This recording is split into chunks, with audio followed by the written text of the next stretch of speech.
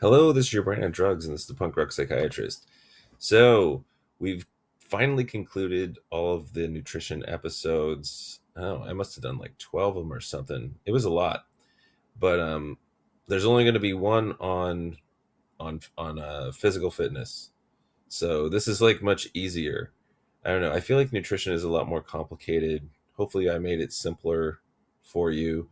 Um, but I think the recommendations for fitness and the proof that it works is just so much easier that I can cover all of this in one episode. So of course, we could I could expand and give you more advice and things on it, but I won't do that.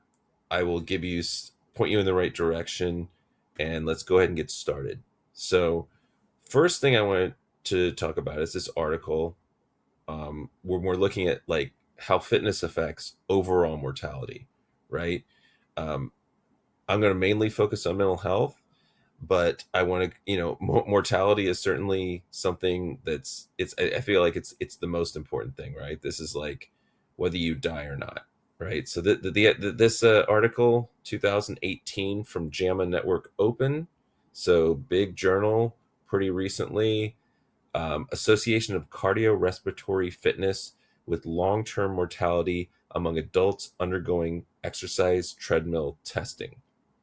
Huge study, cohort of 122,000 individuals over 23 years, a mean age of 53.4, and a median follow up of 8.4 years. This is like a massive study done over a long period of time, super well done. Patients were stratified by age and sex matched cardiorespiratory fitness into five performance groups. So essentially, they gave them these tests, and they basically put them into quintiles. You were either in, well, I guess they didn't really do it as quintiles because they didn't divide it evenly. They had five groups. So there was a low group, and they were the ones that scored in the bottom 25th percentile. There was the below average group, which was in the 25 to 49th percentile. So those two groups would be like the bottom half. And then the top three groups were in the top half. So the above average group was 50 to 74. And then high was 75 to 97.6. And then elite was 97.7 percentile. So essentially what they did was they divided people into quartiles, and then they had an elite group that was in like the top 2.3%. That's basically what they did here. And then they looked at, we followed these patients, for 23 years, and they looked at all cause mortality associated with reduced cardiorespiratory fitness, right? And so if you compare the bottom group, the low group, with the top group, the elite group, the hazard ratio is pretty massive. The raw hazard ratio is 9.11, adjusted for factors. And then really, we want to look at the adjusted number, 5.04. So that's huge. So essentially, you were like five times more likely to die if you were in the low group versus the elite group.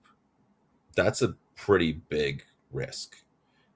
And then even when they look at the below average versus above average, so the below average was the folks in the 25th to 49th percentile versus the above average in the 50th to 74th.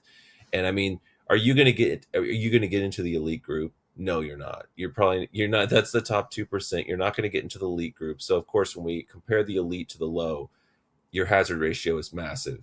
But when we just compare the below to the above average group, it was still 1.41. So you still had a 1.41 times more risk of death if you were in the below average group versus the above average group. And I kind of feel like folks could, if you're in that below average group, it's very attainable to move into that above average group. And look, you're really increasing your mortality or decreasing your mortality by a pretty substantial amount, right? And then this is also interesting. So comparatively, if we compare this to other risk factors, what's the hazard ratio of other risk factors, right? So this is the risk of basically having worse fitness. So the risk of being in the below average group versus the above average group, your hazard is 1.41. Um, coronary artery coronary artery disease was 1.29. So it's actually more risky to be in the below average group compared to the above average group than it was to have coronary artery disease versus not having it. So just to give you like a comparison, of like that 1.41 may not sound like as big of a number as you think it is, but it's bigger than the coronary artery disease group. It's the same as smoking, 1.41. So like basically your mortality risk from smoking is the same as being in the below versus the above average group. And I mean, you could be in the high group, 75 to 97 percentile. If you really worked on it, there's no reason why I mean, I'm probably in that high group. I'm trying to get into the elite group, but I probably am not. But remember, this is elite for age. This is not like elite for being a 20-year-old, right? The average age of these folks was in their 50s. So, if you really, really work hard, like I don't know, I'm not in my 50s yet, but I could potentially get into this elite group for that age, if I really dedicated myself. So I think certainly the high group would be something that you could attain, and certainly the above average group. Anyone who really works at it could get into that above average group. And getting into that above average group is like comparable to stopping smoking, right? Like that's massive. And I mean, smoking is kind of known as the biggest risk factor for mortality. And stopping smoking it's often cited as, if you smoke, stopping smoking is the best thing you could do to improve your risk of death.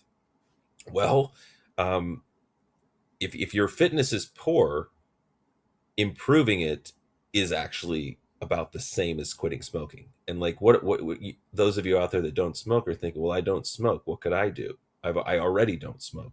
Well, you could improve your fitness level, and that would give you a pretty equal improvement to if you were a smoker quitting smoking. And look at diabetes, 1.40. So very common, like, so people with diabetes versus not having diabetes. So like basically improving your fitness is is as good as not having diabetes, not smoking, and better than having coronary artery disease, which is heart disease. So this is clogged arteries in our heart, right? So that it's a huge improvement. I mean, and then of course we look at the difference between elite and low, 5.04, which is like off the charts, right? And and so when you I've got this chart here that is from the study where they kind of compare the five groups.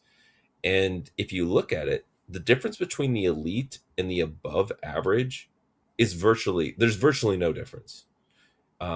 And this is something we're going to talk about later. Like you reach a point where, maybe you're, stronger and, better looking body or whatever. When you're in the elite group, you can lift more weight, you can run longer, whatever. Um, and you could do that. But like, is it affecting your mortality? No. Moving from the high group into that elite group, you're improving your fitness, but you're not really improving your health outcomes. You're already kind of maxing out your health outcomes. If you get into the high group, you've already maxed them out. So like when I say that the elite group compared to the low group had that huge hazard ratio of 5.04, the high group versus the low group had about the same hazard ratio. It was a tiny bit less, but it fairly similar. So the high group, you're already kind of maxing it out. And then even when we look at like the above average group, it's not that much lower. And then the below average group is a little bit below that, but the low group is way lower. Like if you're in that low group, even like moving into the below average group, that's the biggest improvement that you could have.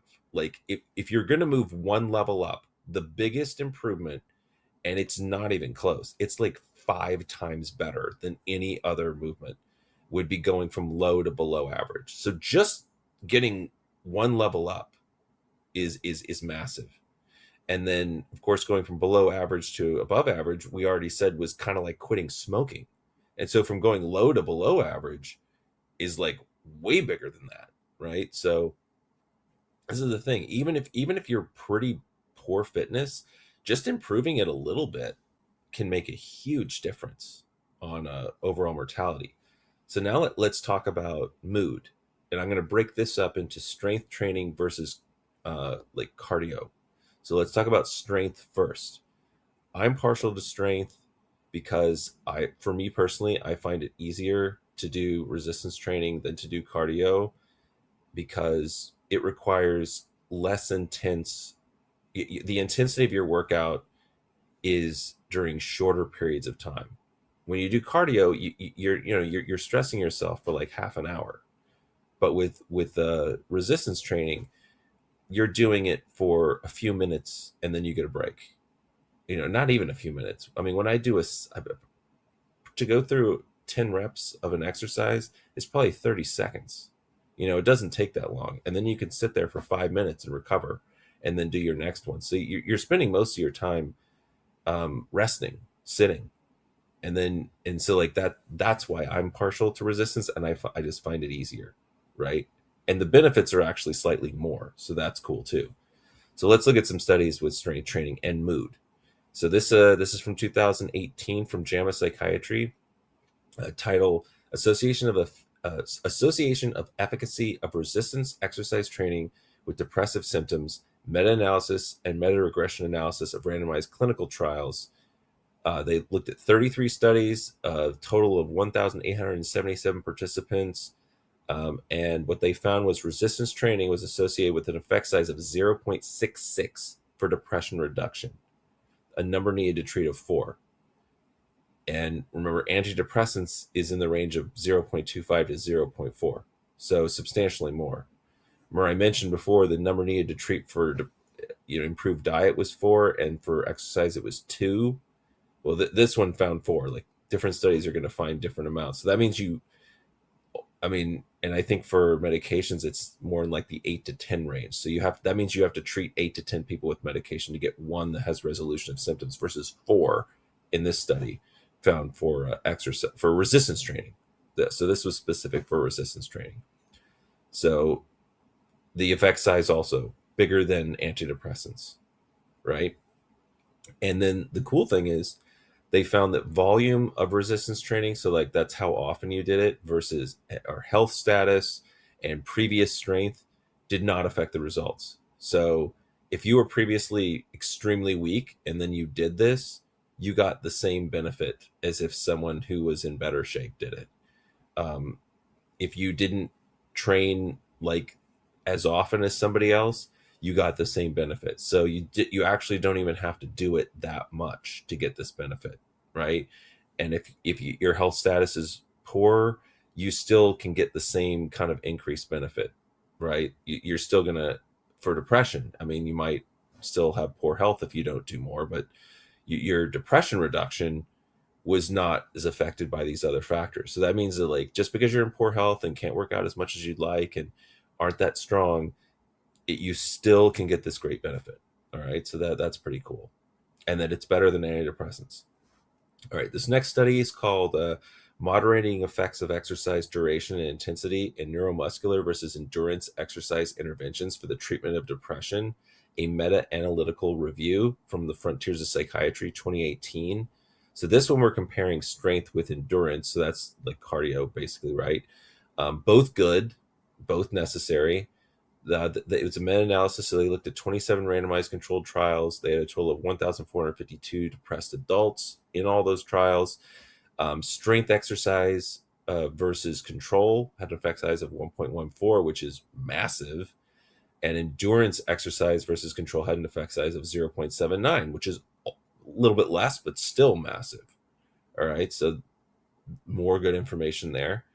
And here's the last one I'm going to talk about, hand grip strength. So I do specifically like to work out my hand grips. I do a little bit of rock climbing sometimes. So like I like to try and have good hand grip strength because like it's probably the most important thing you could have with rock climbing. But also I had read this study, Hand Grip Strength and the Risk of Depressive Symptoms, a prospective study and meta-analysis from the Lancet 2019, total number of participants 6,392, which is huge. And what they did was they kind of divided people into whether they were strong hand grip, moderate, or weak. And they looked at basically how many of you were depressed. The folks in the strong group, 11.9% had depression, in the moderate group, 15.5%, and in the weak group, 22.1%. So, I mean, it's a correlation study, but still, I mean, there's certainly a correlation here between your hand grip strength and how depressed you are. Could that be because less depressed people are more they're more likely to work out and things? Of course, that those are factors as well, but like they go together, right? So improving your hand grip strength, you are less likely to have depression. All right, let's look at aerobic exercise and mood. Got a couple studies here. So this is a 2017 randomized controlled trial of 34 patients with major depressive disorder, comparing high intensity interval training to moderate continuous training on depression severity. So high intensity interval training is basically like you do aerobic exercise at, it's like sprints. You're doing more intense, and then you're getting breaks, versus moderate continuous would be like kind of a lower level but not breaks for a longer period of time. And so these are two ways that you could do aerobic training, and the good news is they were equally effective. So if you prefer the high intensity or you prefer the continuous, whichever you like, do it, because and they both had pretty huge effect sizes. So the hit training 1.48 effect size, and the continuous one 1.40, so statistically the same.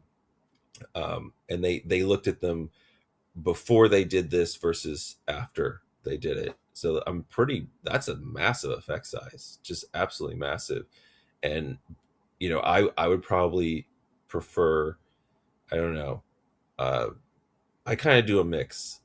I do some high, I don't do super high intensity, but I'll do higher intensity but with breaks, mixed in with some moderate, like ice skating is my thing. So like I'll do a couple hours of ice skating, but often I'll have some breaks in there. But that's what I like to do, um, and pretty big effect size. So here's another one. This is a 2018 randomized controlled trial. 59 inpatients with major depressive disorder found sprint interval training comparable to continuous aerobic training. So basically comparing kind of the same thing in reduction of depressive symptoms.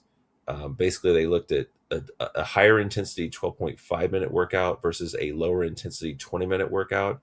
And they both had about the same effect size, 1.1, which is a massive effect size. All right, so it looks like one was 1.1 and one was 1.2, so about the same. And I mean, those are huge, absolutely massive effect sizes. Like no medications for mental health have effect sizes this high. That's how they like. I mean, over one, nothing does. Like ECT maybe, right? Ketamine maybe. But these are just absolutely huge effect sizes. All right, here's the next one: physical activity and mood. And so this one we're actually looking at kind of like volume, and so this is like some pretty good information. So the volume of how much physical activity you could do. So this article is called "Association Between Physical Activity and Risk of Depression: A Systematic Review and Meta-Analysis" from JAMA Psychiatry 2022. They looked at 15 studies, a total of over 191,000 participants, prospectively monitored for 3 to 25 years. So huge study, long period of time. And the WHO, World Health Organization, recommends moderate physical activity of 30 minutes 5 times a week. And that translates into a unit of measurement called METs, MET, 8.8 METs. So if you worked out 30 minutes 5 times a week, that's 8.8 METs. And so in this study, they looked at, folks at varying levels of METs, and they have like a little line graph on it. And, the more METs you did, the your relative risk of depression goes down, right? So and remember, so the recommended amount of 30 minutes 5 times a week, 8.8 METs, for that amount there was a 25% lower risk of depression. But even in folks who did half that amount, 4.4 met hours per week, right? So this they had an 18% lower risk of depression. So even with a lesser amount, you still got a pretty good reduction. And here's the great news. If you did more than 8.8, there was virtually no benefit on decreasing depression anyway. There could be other benefits, but you don't really need to do more than that to get the improvements in mood. So it's kind of like the strength workouts. Like, you don't have to do a lot of it to get the benefit on mood. You're going to get other benefits, but for mood specifically, if you just do a little bit of resistance training and a little bit of cardio per week, you get a pretty good, and then you're doing both, you get a pretty good benefit for that on your mood, right? So advising your patients, we actually do have data on this.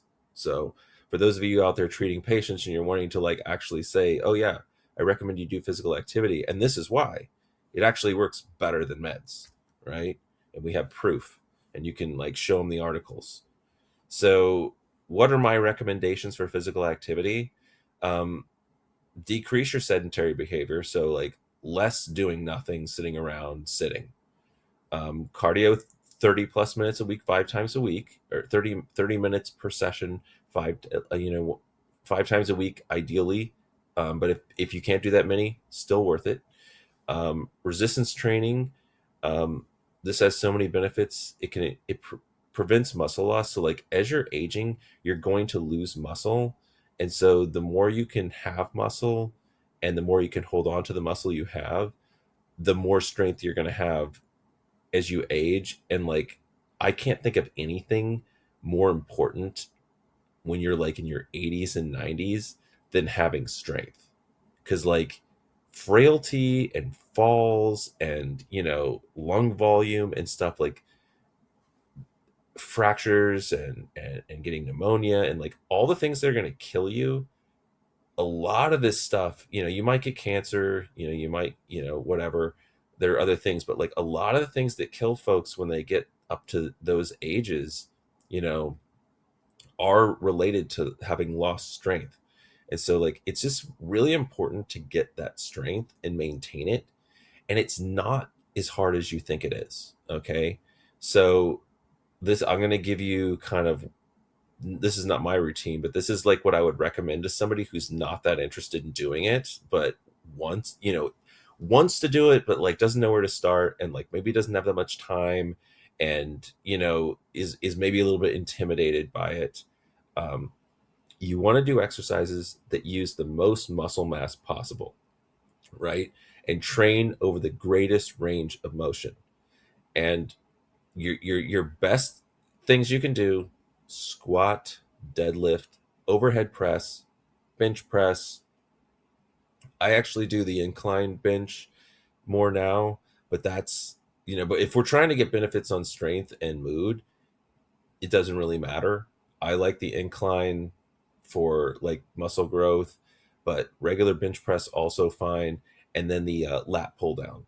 So an incline bench or flat bench, any kind of bench, right? So squat, deadlift, overhead press. So a squat, of course, that's where you have like the bar either on the top of your shoulders, or you're holding it in the front, or you can hold it in the crux of your arms as well, whichever is most comfortable for you. And then you squat down and like, have your feet. Taller folks might need to have wider stance, toes angled out, like get in a good comfortable stance so that you can squat down. And you want to not roll your back over. You want to have, you want to maintain straight position. And then, and if you've got barely any strength, you should work on this with no weight whatsoever. Just squat with good form with no weight and go up. And then, you work yourself up to the bar, and you keep going, right? Um, the important thing is form. Especially, you can really hurt your back with squats and deadlifts. Don't try to do too much weight. It's not important. Like when you're older, you want to just be able to lift your own body weight. People can't. That's why they have canes and stuff.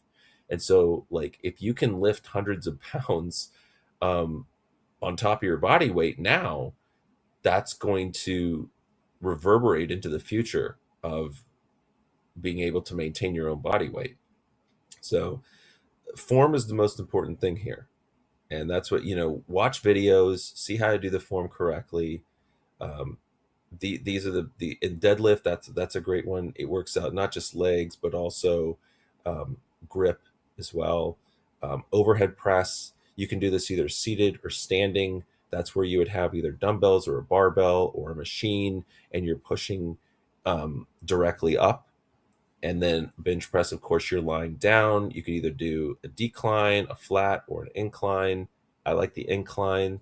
Um, and then a lat pull down, that could either be in the form of a pull. You could do a pull up or a chin up.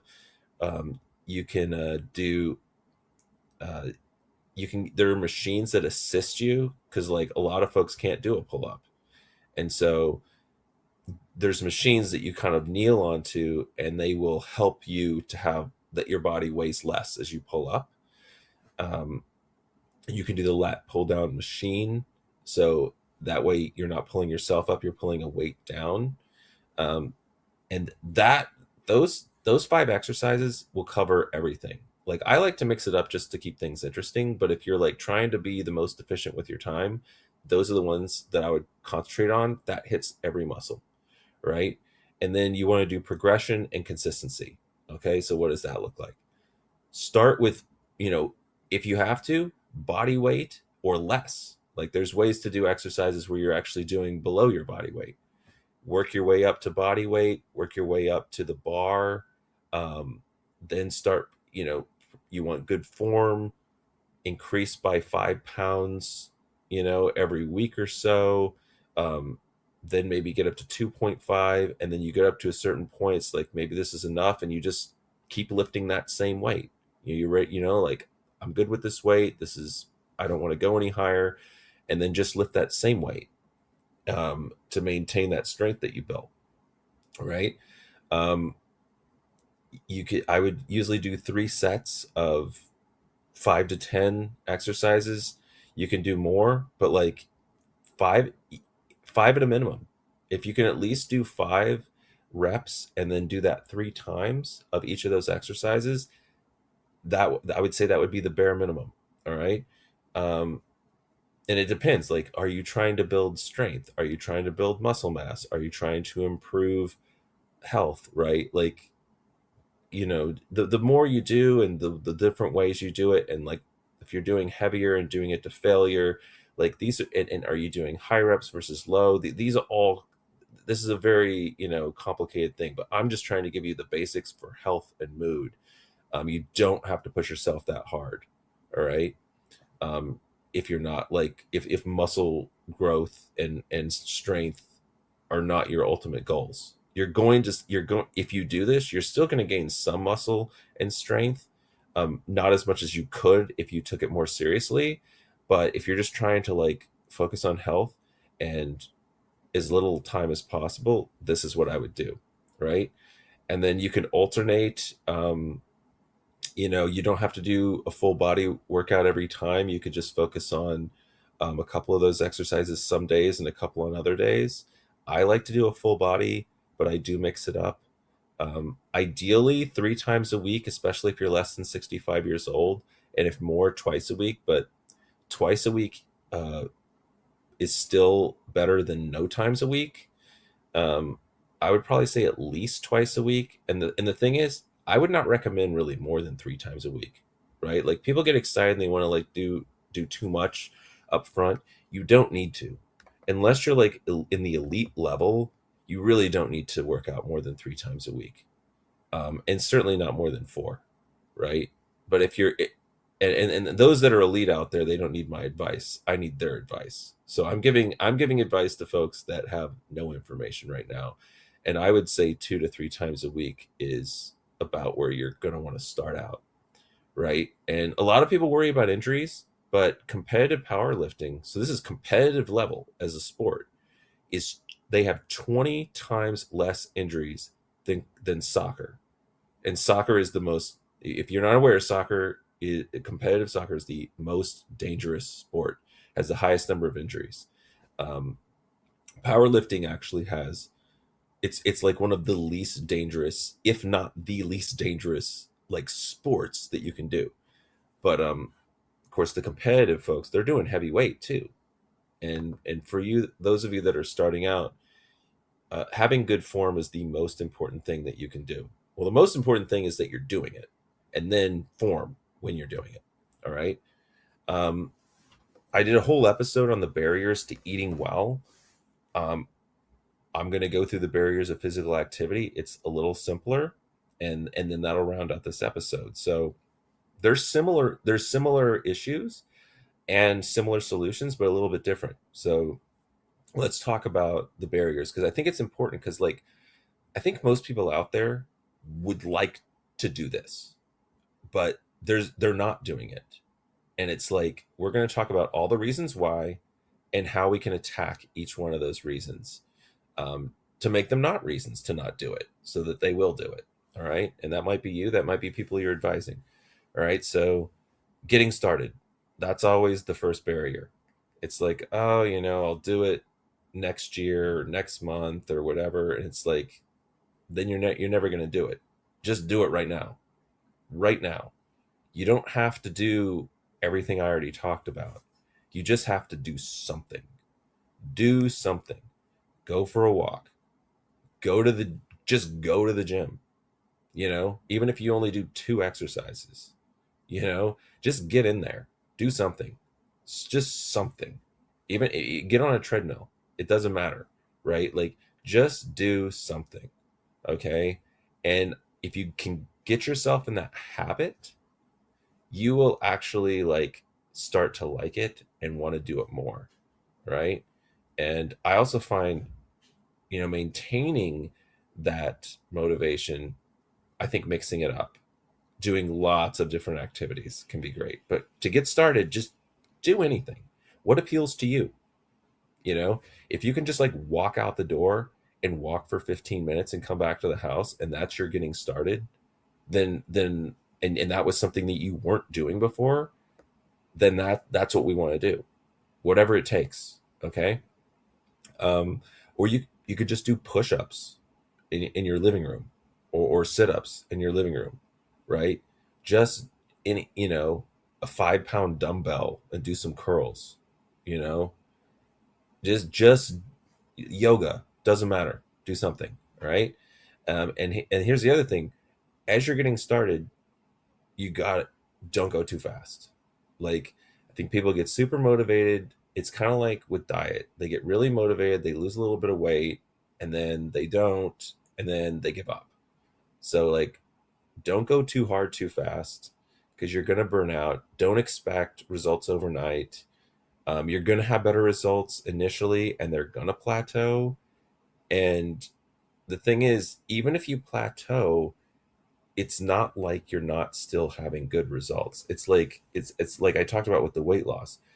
You lose some weight and you feel motivated, and then you don't lose more weight and you give up and you gain it back.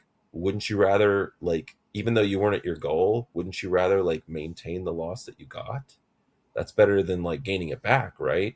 So it's kind of like, if you gain some strength but not as much strength as you wanted, do you really want to lose that? Wouldn't it be better to keep that than to like go back to how you were before, right? So how, if you're getting bored with it and you're just like, I don't have the motivation because I'm not seeing the improvements, then maybe get a little more into it. Go for a little bit longer. Try different exercises. You know, don't just do the basic ones I gave you. This is to start off with. If you really get into it, there's so much more you can do, right? So you might need to change it up. I change my routine all the time. I watch so many different podcasts, or not podcasts really, but YouTube, of different folks and different things that they suggest, and like they're like, oh, make this slight adjustment or make this slight adjustment, and then I'm like, oh, cool. Next time I go, I'm going to try it that way, and that gives me motivation, because I'm not just going. I do different exercises every time I go, and I just kind of think, what have I not worked on in a while? What have I not done in a while? I walk around, I look at the different equipment, I say, I'm going to try this today. And I mean, I did a new exercise today. Um, I was doing the calf raise, and I've been doing this for a couple of years now. I used the standing calf raise machine, and I realized that I could do shrugs on this machine, and I realized that I could actually like I realized that like the amount that I shrug and the amount that I calf raise is about the same weight, and so I was basically doing a shrug and then a calf raise and then down, and then a shrug and then a calf raise and down, and I was like, oh cool, I can knock out both of these exercises, which are like muscles on completely different opposite sides of my body, and it's kind of and then I don't have to worry about like lifting those heavy dumbbells up to do the shrugs and like potentially injuring my back. And I was like, oh, this is cool. So you find new things to do like that. All right, so getting started and then continued motivation. I've already been talking about this, but like let's talk about some other techniques to continue your motivation after you've gotten started. Set small interval goals which are achievable, right? Like I want to lift you know 5 more pounds next month. I want to d- do one more rep at this current weight, right? Like say you're doing some dumbbell presses and you're maxed out at 8, and so your goal next month would be able to do 9, or it would be to do 8 of 5 pounds heavier, right? Tiny little goals over decent amounts of time, and keep track of it and be like, wow, you know, that we call it, in this world, they call it the PR. It's like a personal best, a personal record, right? You're like, oh, I got a PR of this, and like these, and they're little things. Just it could just be a tiny one more you did, or just tiny bit more weight, and those getting those PRs, or maybe then focusing on something you haven't been doing, right? Like I was doing a lot of hand grip strength a couple days ago, and it's something that gets worked out with other exercises, but I was like, I haven't concentrated on hand grip. I'm going to do some of these like finger roll kind of like wrist curls and like these reverse wrist curls, and man, my freaking forearms are killing me, and I thought I had pretty good hand grip strength, but I hadn't done that exercise in a while, and I did pretty. I mean, I did on the finger rolls. I was up to 65 pound barbell that I would on the tips of your fingers, roll it up, and then curl your wrist up, and and 3 sets of 10 of those, and I was like pretty excited about that. And like 2 days later, it's still killing me, and it's like it's fun. I'm doing an exercise I hadn't done in a while, and I was actually able to do a higher weight. I would think I had a 10 pounds more than I did like a few months ago, the last time I tried that exercise. So that kind of stuff keeps you going, right? Make a game out of it, and one great way to make a game out of it is to do a game, right? So play a sport, right? I do hockey, sometimes rock climbing. um, that's the main thing I do. I would play tennis and pickleball if I had someone to play with. I occasionally, when I have the opportunity, I'll do that. But there's so many different sports out there. Pick one, move it around. You don't have to be great at it, right? Have the reps challenge, like I was saying. Use a fitness tracker. Reward yourself when you make achievements, right? Other things that you may not think about as a game or as a sport. Dance. There's so many different ways to dance, and a lot of people really love dancing. You can do hip hop dancing, you can do ballroom dancing, square dancing. I don't know, there's all kinds of crazy dances out there that people like.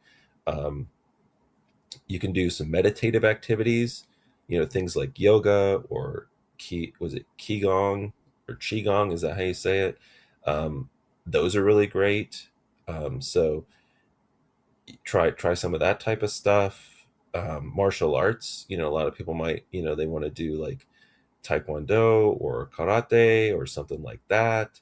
um, Boxing, I wouldn't recommend getting hit in the head, but you can like still practice boxing with punching bags and things like that. And um, so there's a lot of different things that you can do. So mix it up, make it fun.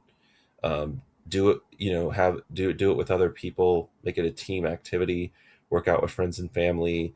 Hire a coach.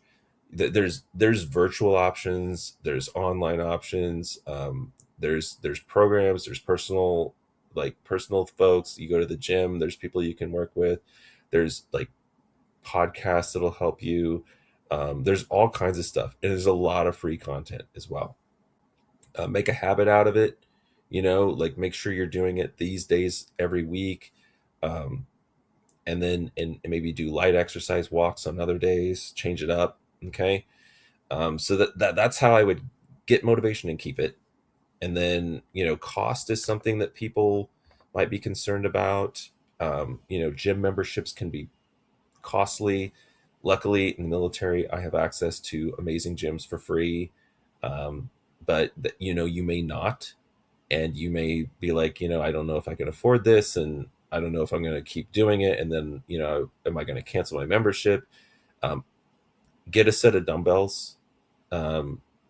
There are dumbbells that you can get that you can adjust weights as well.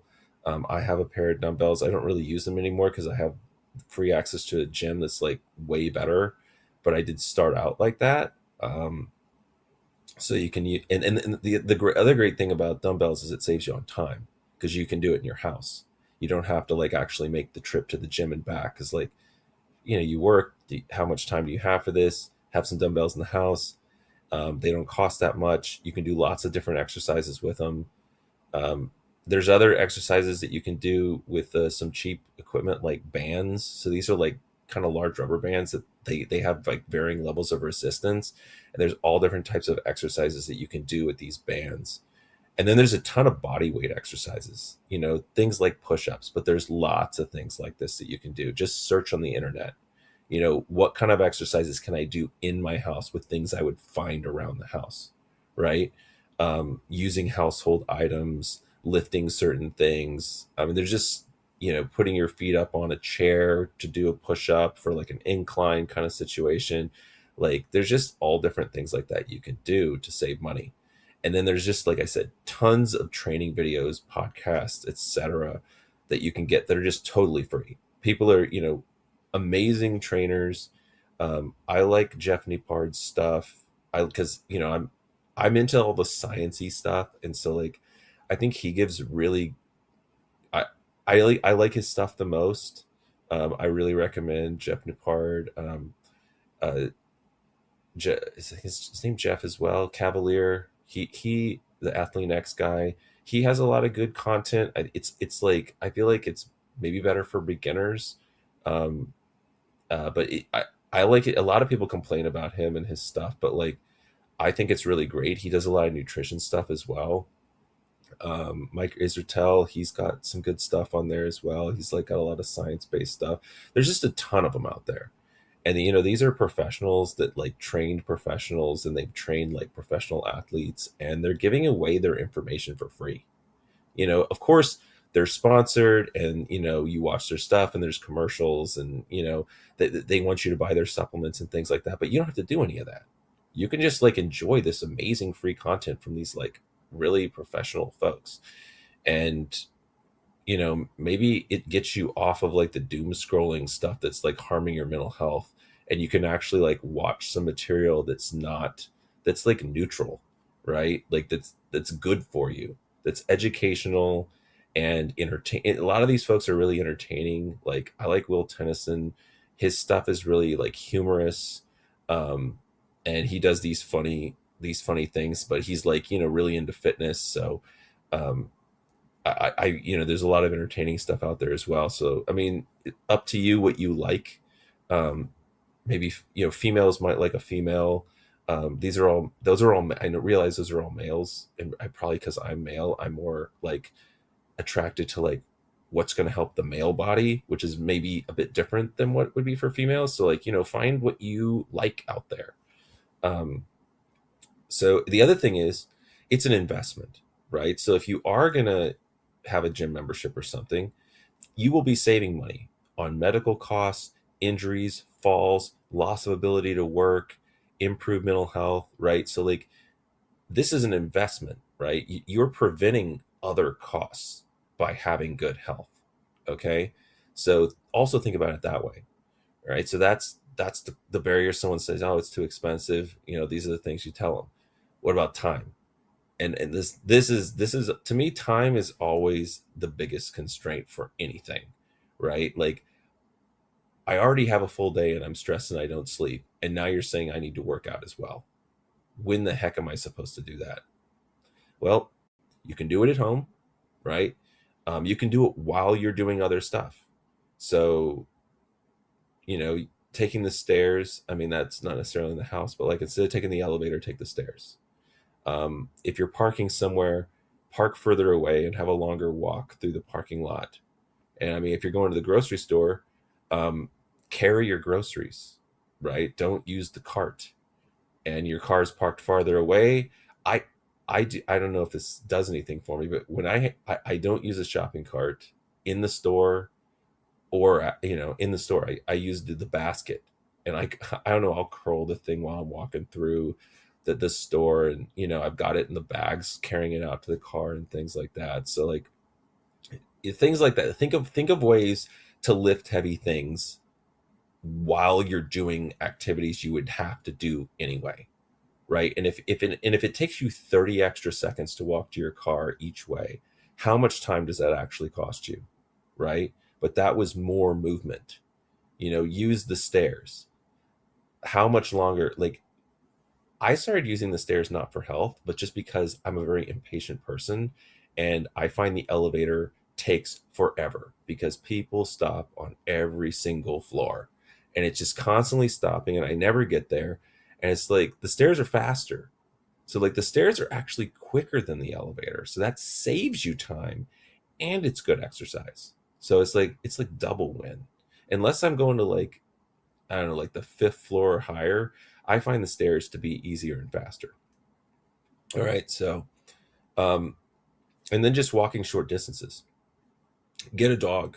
I actually heard something today about, dogs improve your gut microbiome. Just living, with a dog, like, you start to share aspects of the microbiome of the living creatures in your home. And and if you have a dog, hey, it gives you an excuse to go for a walk. So, and you may be going for a walk with your dog and stuff, and you know and when you take your family to the park to play, you can do some exercise there as well while you're watching your kids play, right? And hey, I always say, when you've got kids, especially small ones, you're carrying them around a lot. That's work, right? That's a lot of exercise, lifting them up off the ground, holding them in your arm, rocking them to sleep, right? So like, playing with them, doing different games with them where you lift them up and toss them in the air and things like, that's all workout, right? So it's like, oh, I've got this busy life with these kids. Hey, the kid's your weight. That's your weight right there. Use the kid like your exercise. You've got to play with them anyway, and if you're not, you probably should be, right? And then you can work that into your physical workout routine, right? Save you time. You can always lift heavy things while you're going through your day. That's the thing. You got to think about ways of, if I don't have time to go to the gym, do I have time to lift heavy things in my house while I'm watching TV or doing something else? Or can I just, instead of taking the easy way, like the elevator, instead of taking the easy way, like the shopping cart, could I exert myself during this activity and basically have my gym time while I'm shopping, right? Think about it that way. All right. So you can do it while you're watching TV, listening to an audiobook, screen time on your phone. You don't have to just sit on your butt while you're doom scrolling. You could be doing push-ups, right? And not doom scrolling, hopefully, right? So think about it that way. And then also, if there are unhealthy habits that you have that would kind of like to get rid of, replace them with healthy ones. So it's like, the time that I'm spending doing this thing that I really shouldn't be doing, what if I exercised at that time instead? So it's not that I need to find time to exercise, it's that I going to exercise at a time I was doing something else. Okay. And I realize, easier said than done, depending on your lifestyle, depending on what's going on. But like, if you really want to make the change, this is how I would advise doing it. Right. So we talked all about physical fitness. I told you about how it improves mortality, like even more than quitting smoking in many cases, how it improves mood, whether you're doing resistance training or aerobic activity. We talked about um, a simple plan of how to get started and what exercises I would recommend doing. And then we talked about the barriers and like what you can do to address each one of those. And so I think, we went through a good, solid episode. And look, it only took me 50 minutes to tell you like how to use fitness to improve your mood. We're going to round out we're going to talk about sleep. We're going to talk about smoking and vaping and alcohol. And I may even get into the assessment because that may not take that long. Um, so when we start to talk about the assessment, I'll talk about like you have a medical appointment with someone. How do you assess them for like weight issues and metabolic issues? How do we work that up before we give them meds? Right. So we're working our way up to the meds. I know you're all excited to hear about them. Hope you enjoyed learning about fitness today. It's actually something that is a massive part of my life, and I could probably do a million other episodes on this, but I think that simple is great. It's actually quite easy. I just told you everything you need to know to get started, and hope you enjoyed this episode. I hope you'll join me next time, and I'll see you then.